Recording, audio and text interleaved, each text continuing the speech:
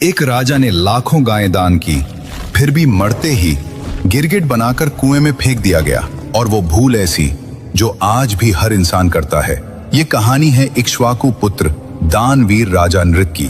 राजा नृग इतने बड़े दानी थे कि हजारों गायें सजा धजा कर ब्राह्मणों को दान कर देते थे। लोग कहते ऐसा दानी धरती पर दूसरा नहीं। लेकिन एक दिन एक ब्राह्मण की गाय भटकते भटकते राजा की गौशाला में घुस गई। सेवक पहचान नहीं पाए, राजा को खबर नहीं लगी और कुछ दिन बाद वही गाय गलती से दूसरे ब्राह्मण को दान कर दी गई। तभी असली मालिक ने गाय देखी और चिल्लाया, ये गाय मेरी है। दूसरा बोला, नहीं, ये मुझे दान मिली है। दोनों राजा के पास पहुंचे।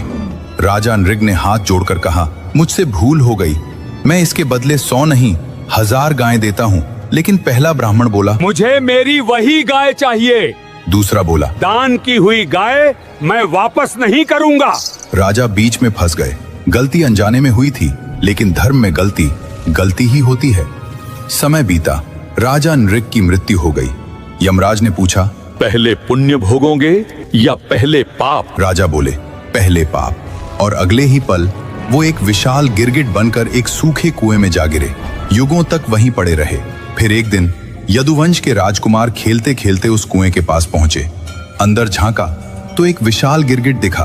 कोई उसे निकाल नहीं पाया तो श्री कृष्ण स्वयं आए। भगवान ने जैसे ही उसे स्पर्श किया, वो गिरगिट तुरंत दिव्य राजा नृग बन गया। राजा नृग हाथ जोड़कर बोले, लाखों पुण्य किए, फिर भी एक भूल की सजा अलग से भोगनी पड़ी। तो याद रखिए, दूसरे की वस्तु भूल से भी अपनी मत समझिए। कमेंट में लिखिए, जय श्री कृष्ण।